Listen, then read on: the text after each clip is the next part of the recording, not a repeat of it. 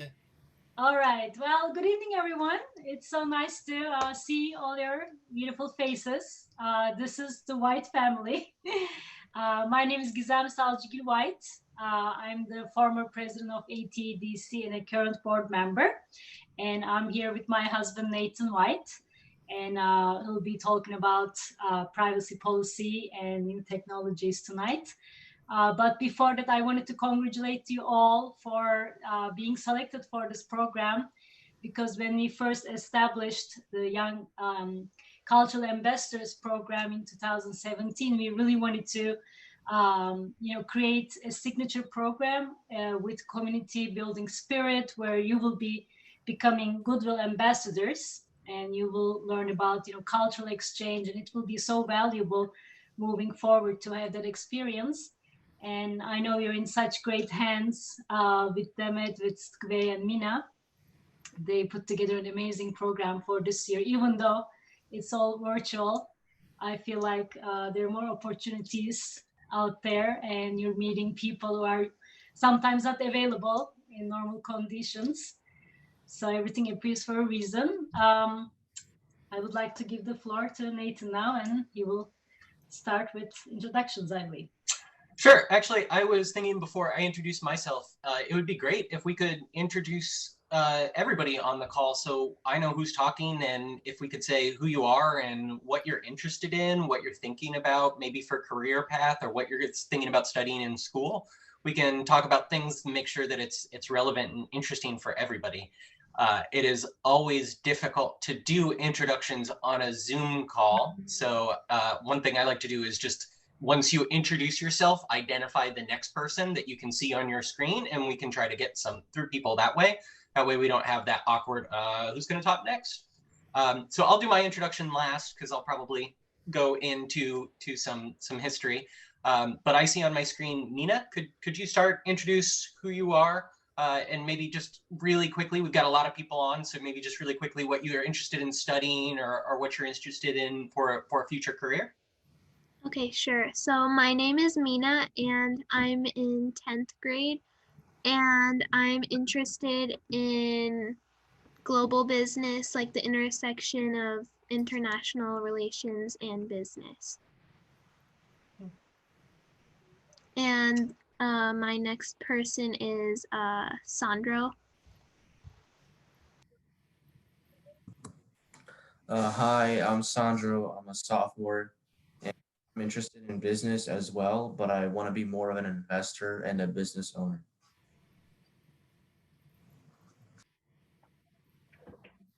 And can you call on somebody else that you can see on your screen? So Demet Hanım is next for me, but the next student is Toprak. Okay, hello, I am Toprak, and I definitely want to serve in elected office at some point in my life. I see Akin. I'm Akin. I'm in 11th grade, and I'm thinking about going to med school. My next is Dennis. Could you guys also tell where you are from when you introduce yourself? I'm from Denver, Colorado. I'm from Seattle. I'm from Illinois. And I'm from Fairfax, Virginia. I'm also from Fairfax, Virginia. I'm a freshman, and I'm looking into political science. I see Alston. My name is Alston. I'm a junior from Bowie, Maryland, and I'm interested in theater. I see Aaron.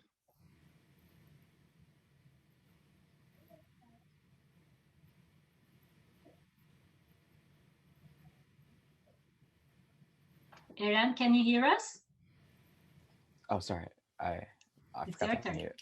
My name is Eden, and I'm from New Jersey, and I'm interested in law. I see Patsy. Who's next? It's me, Gazelle. Hey, Patsy. What a nice surprise. I'm in high performance computing, and I'm a member of the board Cavata DC. I see Nathan is next after me, but I guess just in the student. I go Yeah, Damla. let's do students first. I think it's better to Minajim, can you guide them as Damla? Yes, you could be one. Okay, yeah, I can guide it. Okay, I guess Difna can go. Hi, my name is Difna. I'm in 12th grade and I live in Maryland, and I'm applying to college with a major in international relations. Zainab. Hi, I'm from Connecticut and I'm interested in political journalism.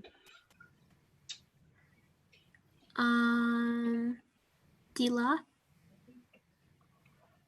Hi, my camera doesn't seem to be working, but I'm a freshman and I live in Virginia and I want to become a professional photographer. Najati. Hi, my name is Najati. I'm also from like the Northern Virginia, like Fairfax area, and like echoing what others have said, I'm also interested in like both like international and like domestic politics, doing something like with one of those. John. Hi, I'm John Tunnella. I'm in 12th grade. I'm from Maryland, and I'm looking into studying economics next year for college. Damla. Hi, I'm Damla. I'm in 11th grade, and I want to become an author. Snilin.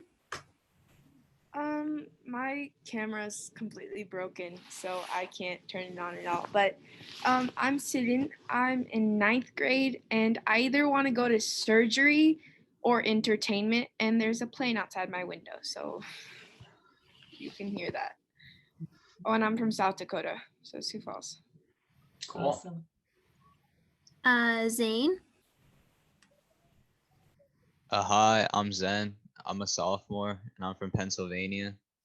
I'm interested in going into medicine.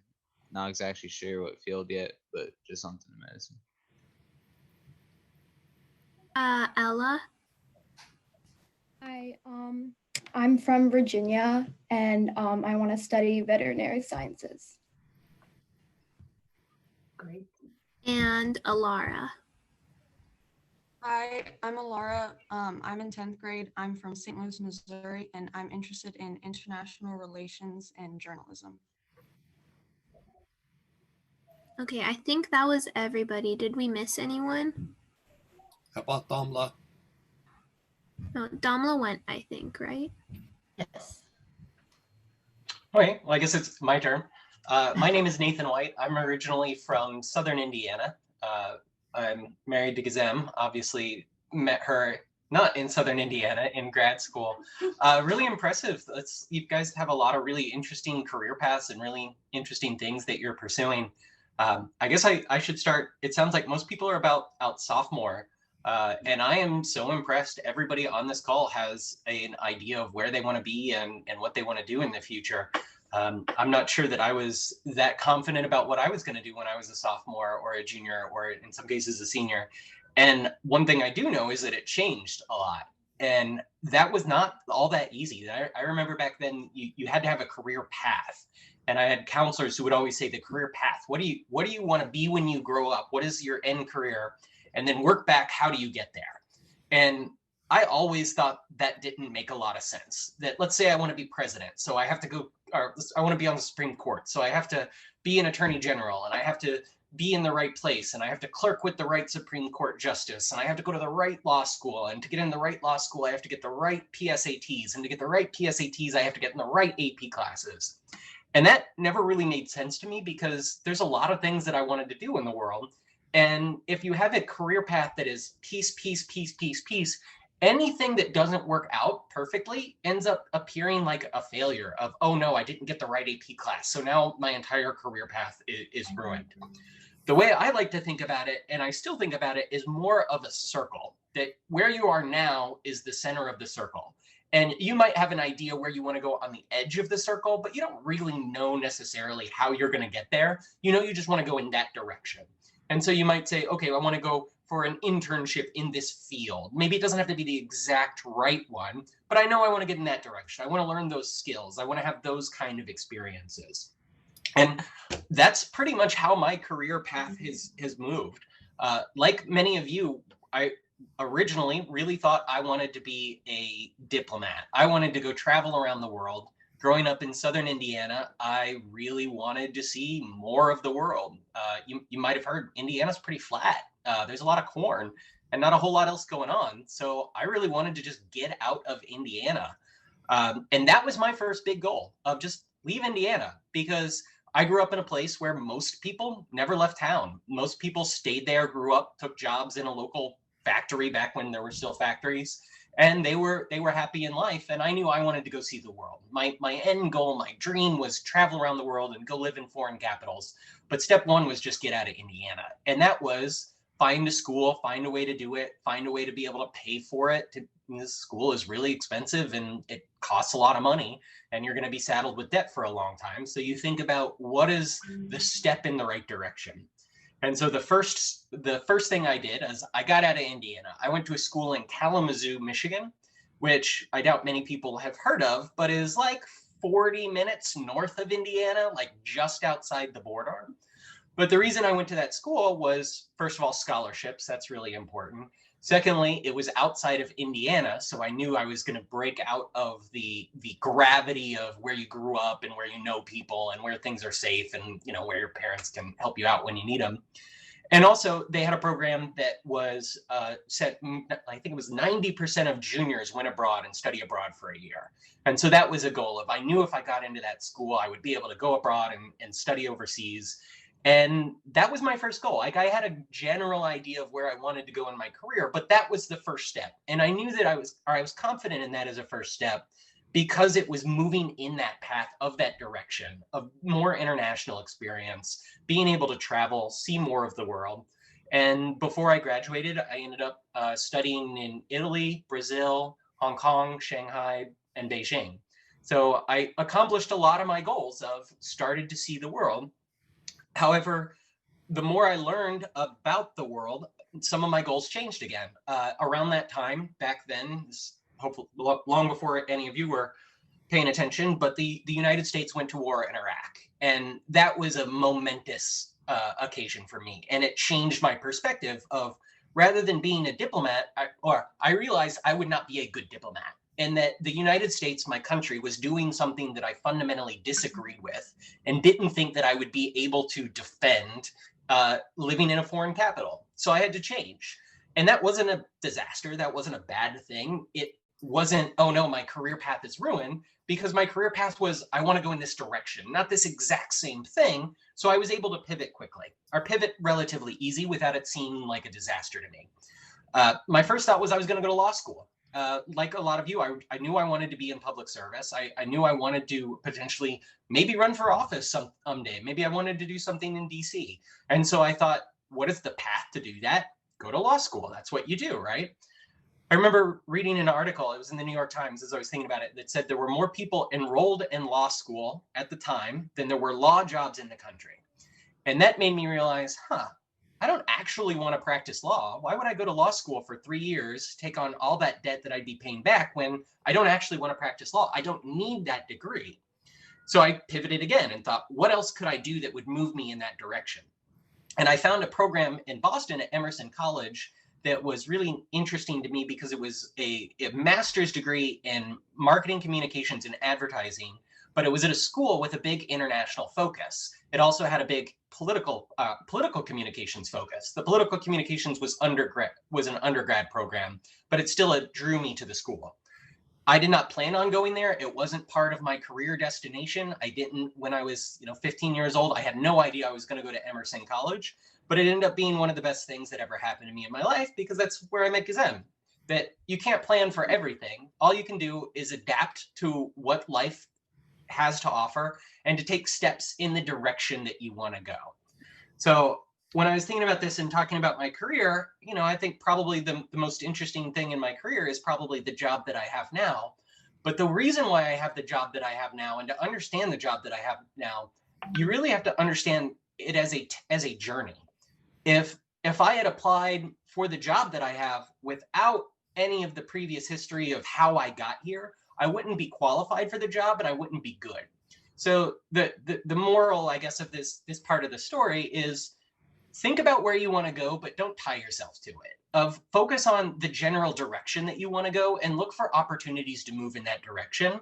And if things don't work out perfectly, that's okay. Life is a journey, not a race to a destination. And if you don't get into the exact right school or the exact AP class, that's okay. It probably means that you're on a different journey and you might get to where you wanted to go anyway, or you might find out things that you didn't even know about.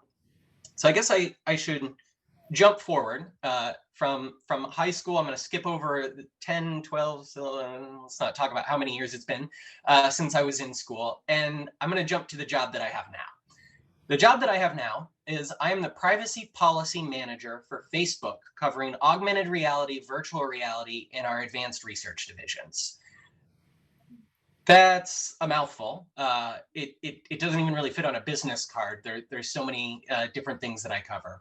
But essentially, I get to work with Facebook on developing the hardware and software for virtual reality, which is the VR headsets you might have seen, the experiences that we build inside them, how they work. And I also work with the research teams developing augmented reality glasses. And in the future, you will be able to wear glasses exactly like Sitka Bay or Demetjim, and they would look like normal glasses, only you'd be able to do everything you can do on your phone without looking at your phone. You can use those lenses as a display for if you get a text message, just, oh, okay, there's a text message, you can respond to it or not. You could also use it to put up a display on a flat wall so you could watch TV anywhere that you wanted to do. Really, the sky is the limit on what you can do with augmented reality, but it doesn't exist yet. It's being invented. It's being developed in research labs and academics or in academic universities and big companies like Facebook all over the world. And I get to help guide how that research is done to develop those products and also how those products should work.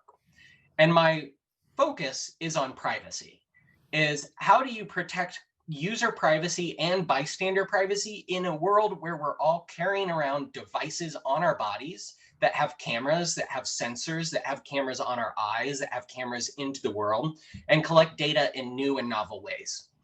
Now, if I had said in high school, that is what I want to do with my life, well, I don't think I could have. I don't think I would have realized that was a career. I don't think that I would have even known that that was a kind of job that people could have. But my career path from school to where I am now has given me lots of skills and experience that I didn't know that I needed while I was developing it, that made me actually uniquely qualified for this job, so much so that Facebook actually found me and recruited me into this role. It wasn't something I pursued. So again, just to recap a little bit, it's good to have goals, and I'm so excited that everybody has a strong sense of the direction that you would want to go with your career and with your life. But I encourage you to be open and follow things that are interesting to you, that don't think of it as a linear path where you have to jump from stone to stone to stone, and if you don't make it, there's a problem. Think about where you want to go and what kind of life you want to live, and follow things and pursue opportunities that move you in that direction, because you're going to learn things and have experiences that you're not even going to realize become important. But then 5 years or 10 years later from now, you're going to realize, I'm uniquely qualified for this really fascinating work that I didn't know existed. But because I followed my dream, I don't want to say follow your dreams because we all have to pay bills, but followed my passions and my interests and things that were interesting to me, that put me in a position to have what I think is a pretty cool job now. I've been talking for a long time. I do that a lot. So I can talk a little bit more about my career path, but I feel like I should stop and see if there are questions or if anybody else wants to jump in.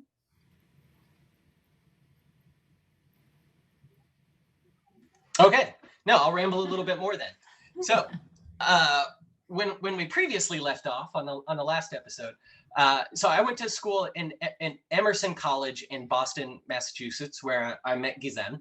And after graduation, I knew I still wanted to come to DC. I still wanted to be in public policy. I had this grand idea that I could go convince the world that we wouldn't go into wars anymore, because if we just all understood what was going on and we had a better sense of international relations and we were more fair with the world, we could stop war. And maybe that was a little naive, but that was what I wanted to do. I knew I wanted to be in policy circles. So I actually asked them to come down to DC with me after we graduated. We didn't get married right away, but we were dating in school, and we were both looking for internships. And so we both looked for internships in DC. And the first job I got was at a startup I was really nervous about, because I thought, man, I've got all this education. I want to go to DC, and this is the best. Is this the best job I can get? Is this good enough? Is this right? And to tell you the truth, it was actually fantastic, and I did not expect it, but it set up most of my career. The job was called with a PR agency called Three Dog Agency. What was it? Three Dog Agency? It was Three Dog something. There were 3 dogs involved. And the reason why it was a startup is the owner was a senior executive in a public relations firm in Washington, D.C., and he saw the future was digital. He said all of our clients in the future are going to be using the internet for everything. And his firm wasn't investing in getting in front of it. So he went out and started his own firm that was just going to be digital. And this sounds wild today, but it was a PR firm that helped people create like MySpace accounts and Facebook accounts and got them on the internet and talked them about how to use the internet to communicate with people. Sounds pretty crazy today, but in 2006, 7, 8, somewhere around there, that was really novel and no one else was doing it. But because it was novel and because it was immediately obvious to people who were tech savvy that this was the future, the company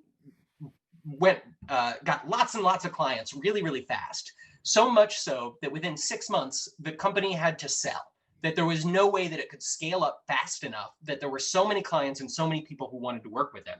So that owner of that company merged with Quinn Gillespie, which is a PR firm here in Washington, D.C. I'm sure most people have never heard of.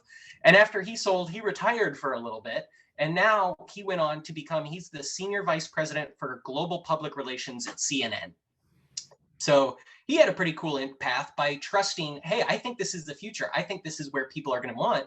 And so he took a jump, started something he didn't know was going to be successful, and ultimately led him to a career path that he was interested in.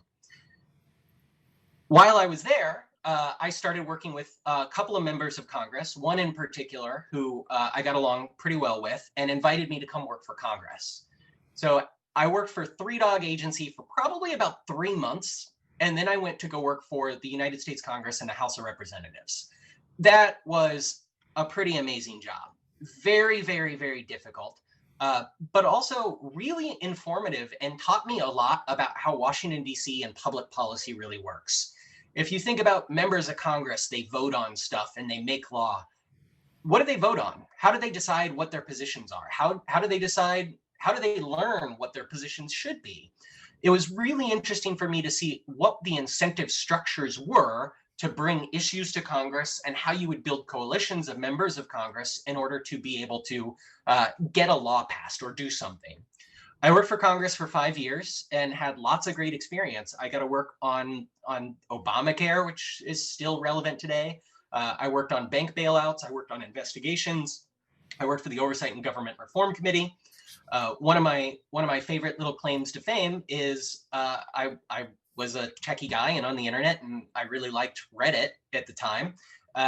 And I called up the owners and said, hey, your system's really interesting. I think it would be a good way to interview people. That, I work for these members of Congress. You could have people submit questions, upvote what are the most interesting questions, and then you could come out and just interview my boss. And we did that. We set it up. They thought it was a great idea. And so much so that if anybody's on Reddit, Ask Me Anything was the team that was built out of me just being interested in calling them up and saying, hey, this would be a fun project to work on. And now it's one of the biggest drivers of traffic to Reddit. It's one of their biggest programs. They have celebrities and famous people and all sorts of people on there. And it's also meant that people have jobs facilitating that.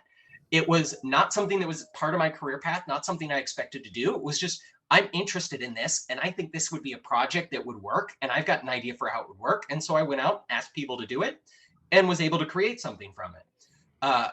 Obviously, I had some huge resources that I was working for Congress, so I could offer up a member of Congress. I don't think anybody would have been interested in doing an Ask Me Anything with me back then. But it was really not the job. It was not the career. It was not somebody saying, this is the path for there. It was just, I'm interested in this, so I'm going to go do it.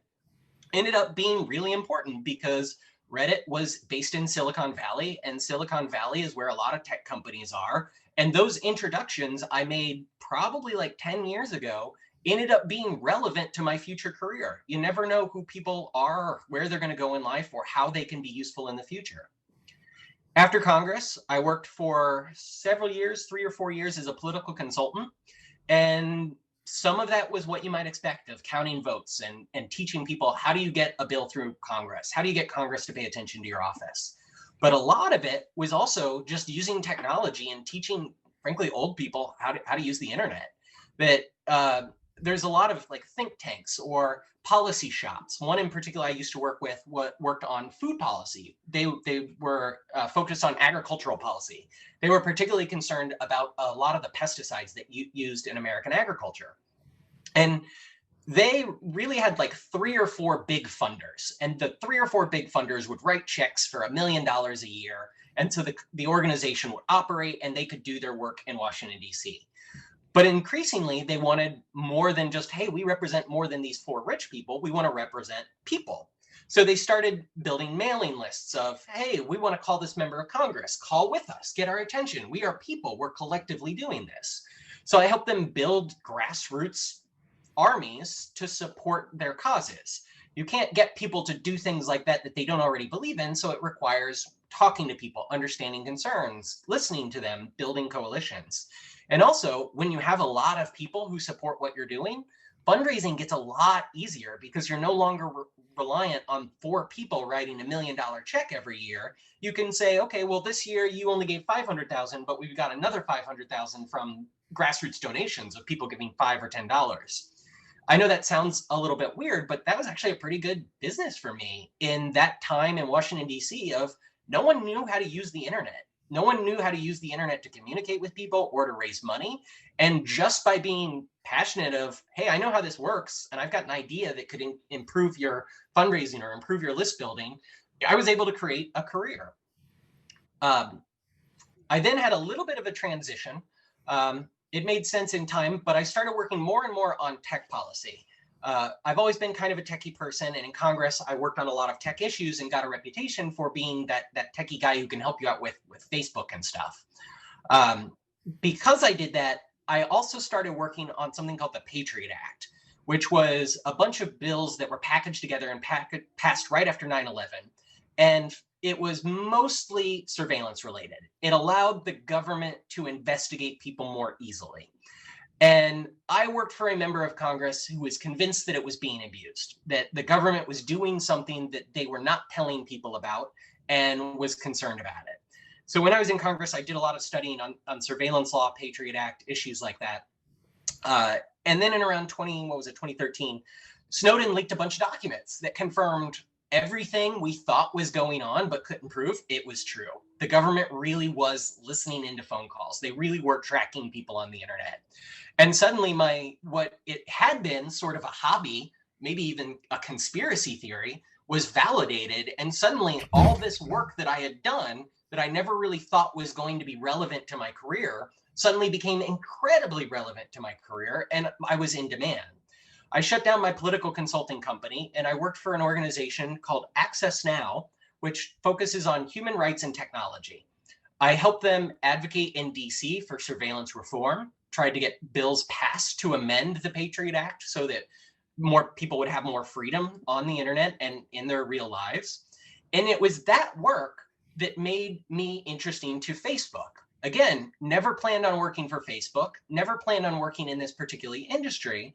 But my years of working with privacy advocates, understanding surveillance law, understanding how things happen in Washington, D.C., Facebook approached me and said, we're building these new kinds of hardware that use new data. They have cameras on them. They have sensors on them. We understand there are privacy implications. We don't really know the right way to do this. Come help us figure out the best way to do it. And so it was 10 years of experience that had brought me to a point where, okay, yeah, I'm actually kind of qualified for that. Not because of anything I studied in school, not because of any grand plan I had jumping from this job to this job to this job, but focusing on what is productive, what's useful, what are things that people need, and what's interesting to me. And I always harp on that last part of what's interesting. That, you know, if you hate piano and your parents make you practice it 12 hours a day, you're going to get really good at piano, but you're probably not going to love it. You're probably not going to enjoy those 12 hours a day. You're probably not going to enjoy the career that you have from it. But if your parents make you practice piano 10 hours a day and you realize, you know what, I really like the trumpet, and then you go and you use the skills you've learned from learning how to read music and move your fingers and go follow your passion of trumpet, you're still going to have a similar career. You're still going to be in music. You're still going to have that end result that is productive and useful, but it's going to be something that you're more interested in about. And if you're more interested about it, you're more likely to do things, pursue the extra, go a little extra mile, not just the requirement is fill out this form and write ABC. You might say, oh, wait, well, this is fun. I wrote ABCDE. And then, you know, I also had an idea for another project that we could do with this. And that kind of motivation and interest is really what is going to propel you more than anything else in your career, at least in my opinion. And I guess that is pretty much my entire career journey up to here in Facebook. I can talk a little bit more about what I do at Facebook, but again, I want to pause and see if there are questions or if anybody else wants to jump in. It's very engaging to listen here. So can you talk about the Apple case? That's, I think, kind of interesting. Apple versus Apple. Yeah. So how far to go back to this? Encryption is a really interesting issue in tech policy. Encryption is the concept of basically you scramble the contents of communication so that only the person who is supposed to get it can read it. Your WhatsApp messages are end-to-end encrypted. That means if somebody gets access to the data as it's going through the internet, they couldn't read it unless they had a key on your phone to unlock it. Encryption is how you can do things like online banking. If you see that little lock in your browser URL, that means the website's encrypted. Encryption is really good for computer security because, frankly, people who build computers aren't very good at it. It's really, really, really hard to get everything right. There's always bugs in code. And so if you're trying to build a system where people can share information, whether it's for a business or for banking or for private communications, it's really hard to get right. And the way that you can make sure that it's secure is by using encryption. So in the tech world, we've got a saying, encrypt all the things, encrypt everything. It makes everything more secure. It makes everything more reliable. And it means that the people who are using your products can trust them. However, there's also an issue in law enforcement that if everything is encrypted, it makes it much harder for law enforcement to find out what was said. That in the old days, if I called Demet, there's no record of that phone call. That whatever we said on that phone call would be lost to time. Demet might remember it, I might remember it, but there's no record. Once you move to digital communications, there could be a record, particularly in text messages or email, or sometimes in voice. There can be a record of what was said. And for a while, that was amazing for law enforcement, that suddenly all this information that was used to be really, really, really hard to get became really easy. Because if you think the old days, if I called Demet, you'd have to know that I was going to say something on that phone, and you'd have to go to a court and you'd have to get a Title III warrant and explain to a judge while you have reasonable articulable suspicion that I'm going to commit a crime on the phone with Demet. After you do all that, then the police can listen in to that phone call, and it's still technically difficult and expensive. Let's say you want to follow me around because you think I'm committing crimes. You have to have teams of law enforcement officers handing off, following me around town, driving me around. It was incredibly expensive. But technology became a huge tool for law enforcement, so incredibly helpful. Rather than following somebody around town, you could put a GPS tracker on my car and know everywhere I went.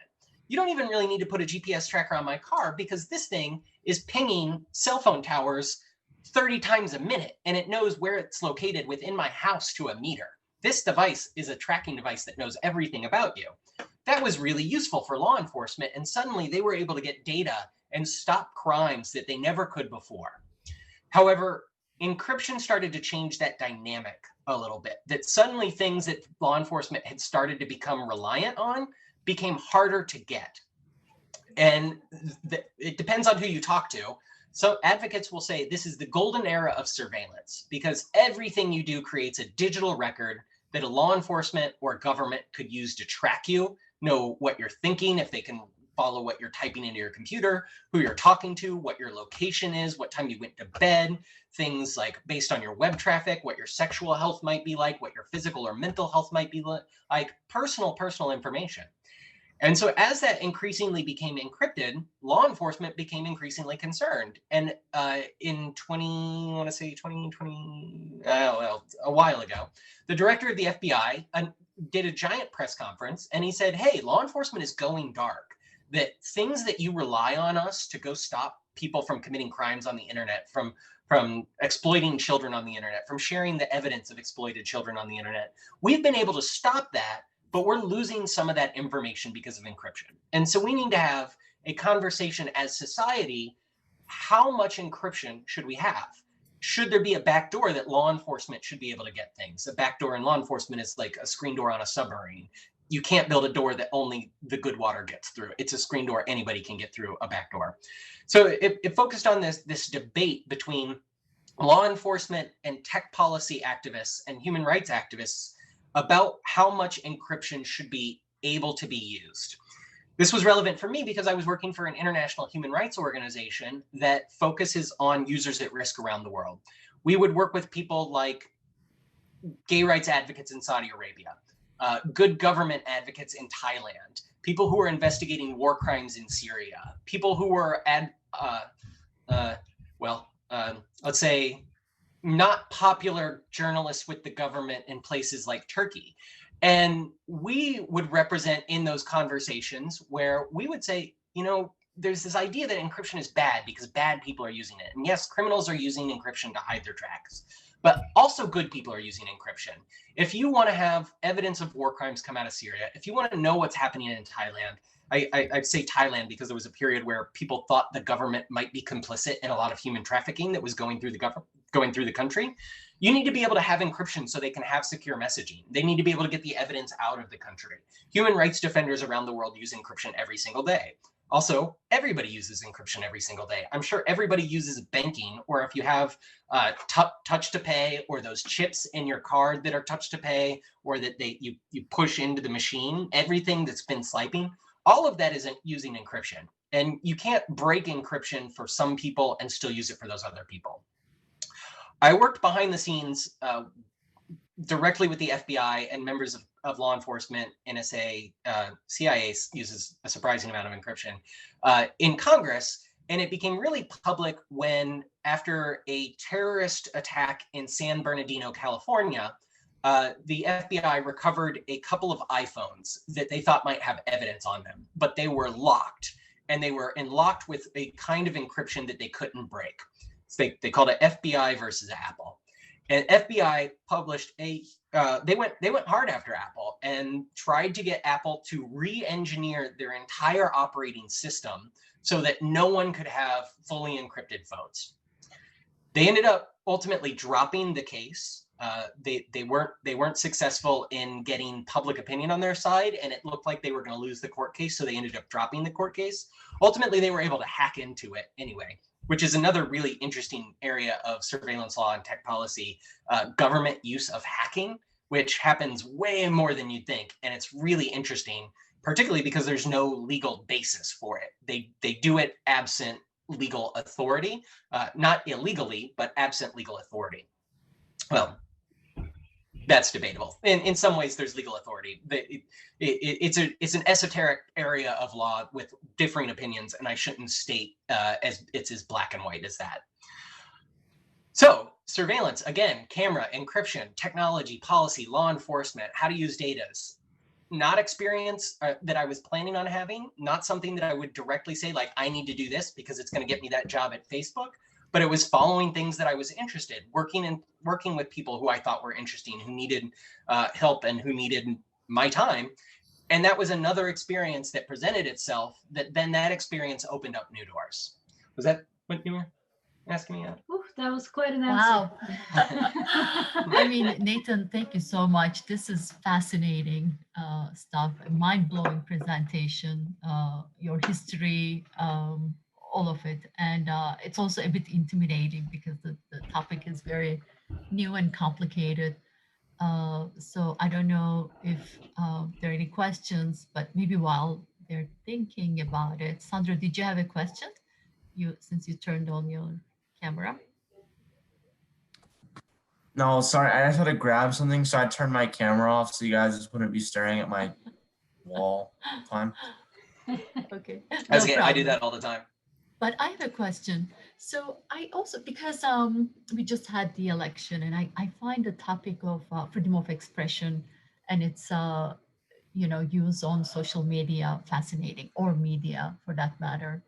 So of course, in social media, everybody has their own page, which gives them a platform to raise their own views, whether they are correct or not, or they're lying, or they are making things up, or if it's just their opinions.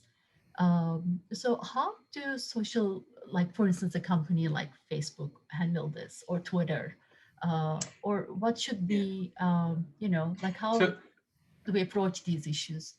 This is one of the most misunderstood things in tech policy, and I doom scroll on Twitter and see people getting this wrong, and it drives me nuts from time to time.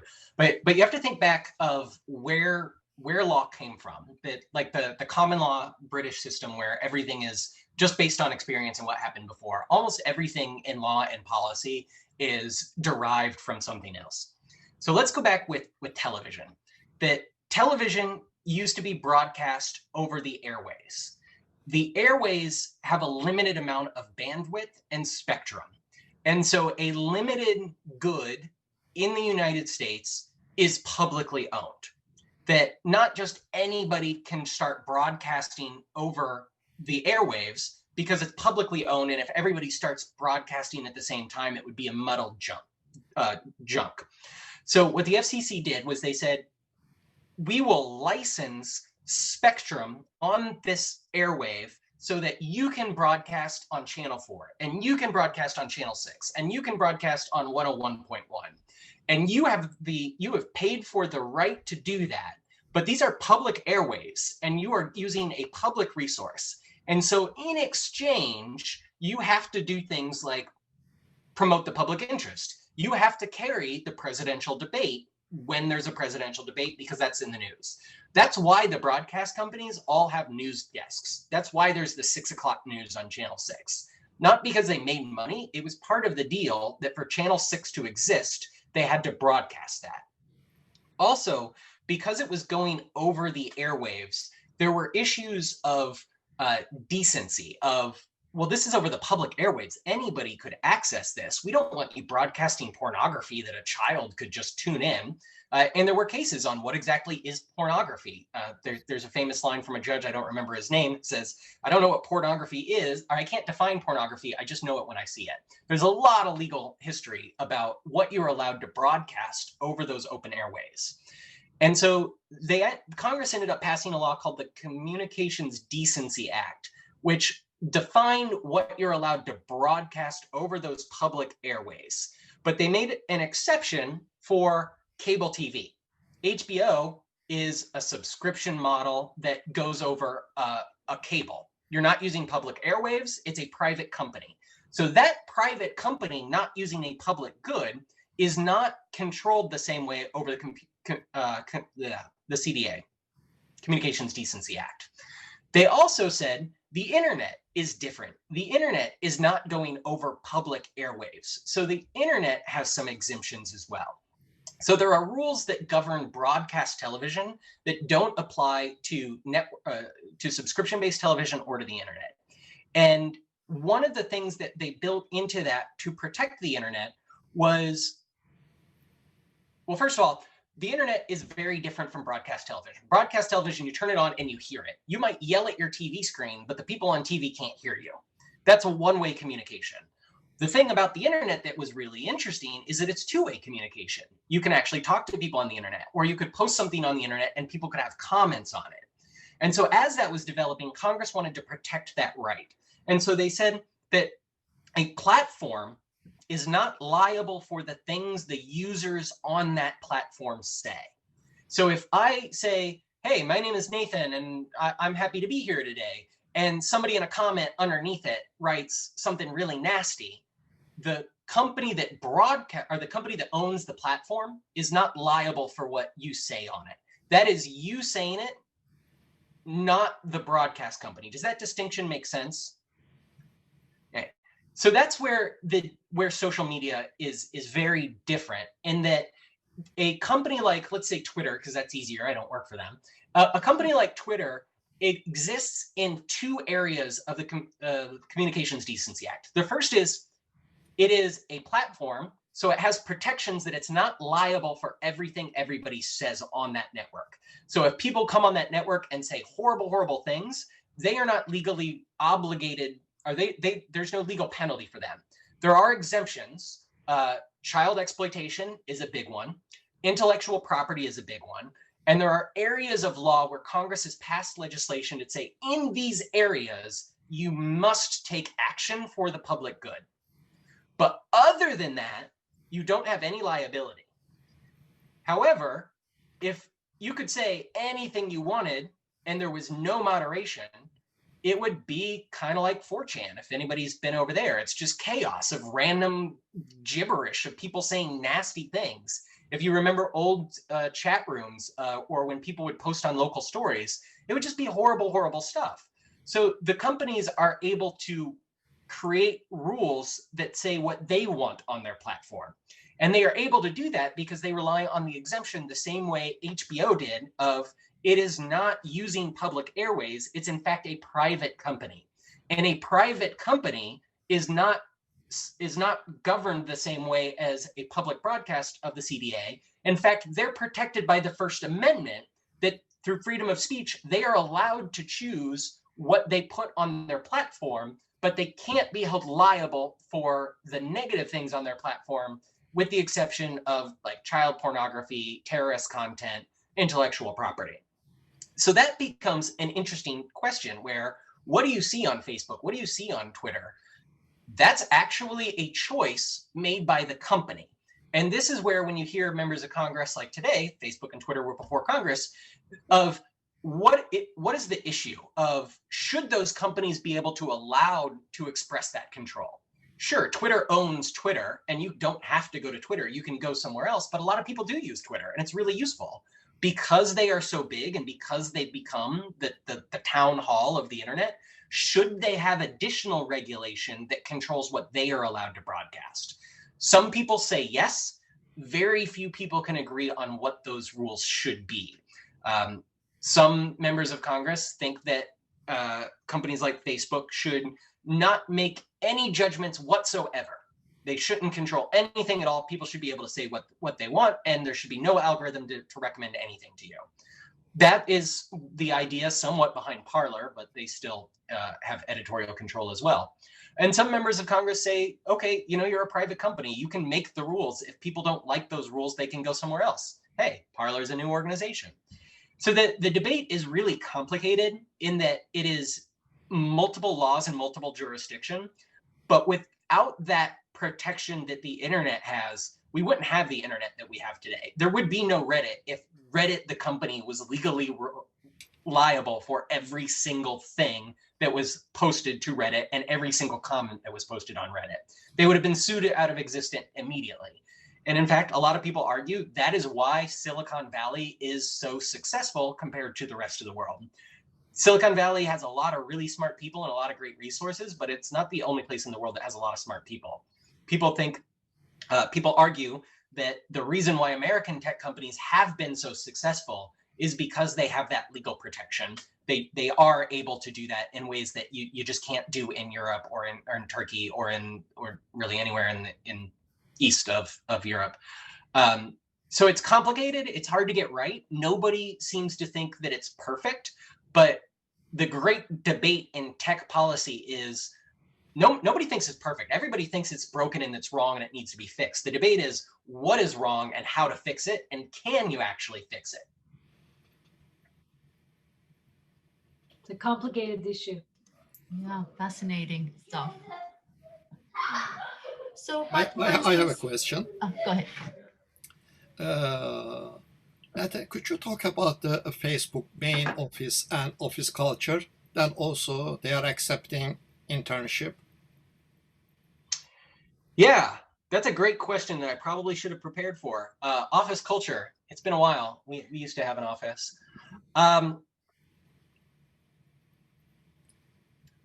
Silicon Valley has gotten a little bit crazy in perks.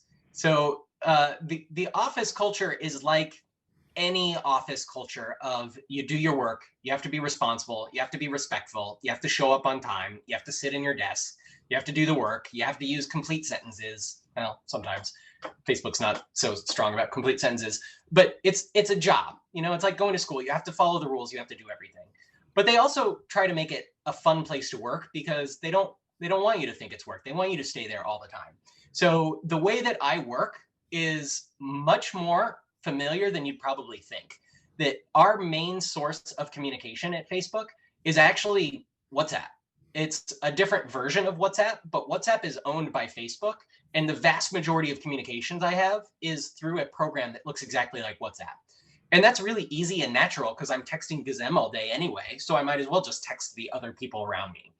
And that's really good for Facebook because it means it's more natural for me. I don't have to go to my desk and open my computer and send a formal email. If somebody has a quick question, they can just text me and I can text right back, the way ATADC actually works.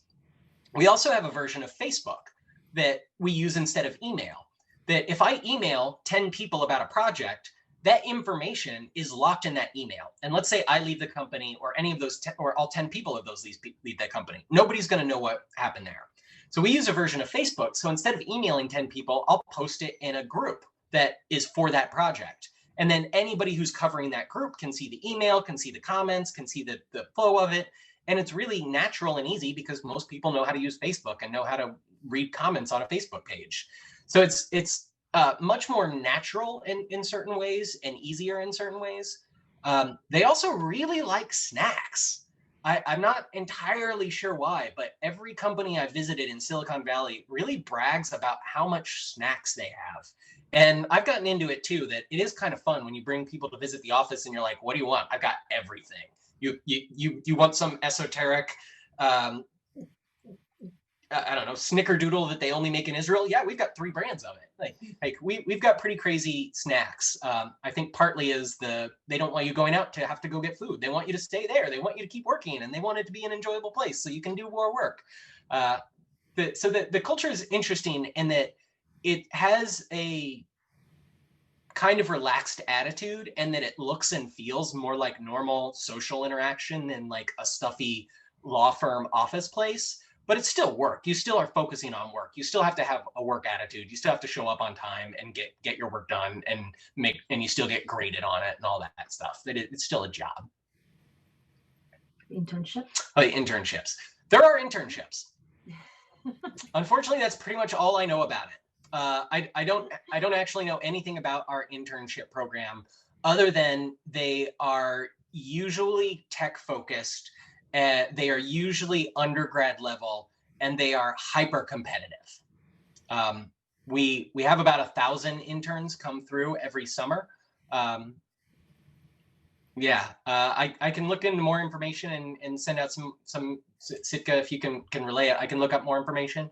Sure. But I don't work in a tech role, and most of our internships are focused on tech roles. So it's just not something I really know that much about. Okay, thank you. Maybe, our students, they don't have any questions at the moment, but if they decide to pursue a career, in tech industry, what would be your advice? Where to start, how to network, how to, build from scratch, like how to start? A passion, follow passion. There's no quick and easy way of do this and then you will be qualified. Almost everyone I work with and I know has come from somewhere else. Unless you're an engineer who's studying programming and engineering throughout school and have an engineering role, and then those people are in very high demand and get paid a lot of money. Most people have a niche area of unique expertise that they developed through years of being interested.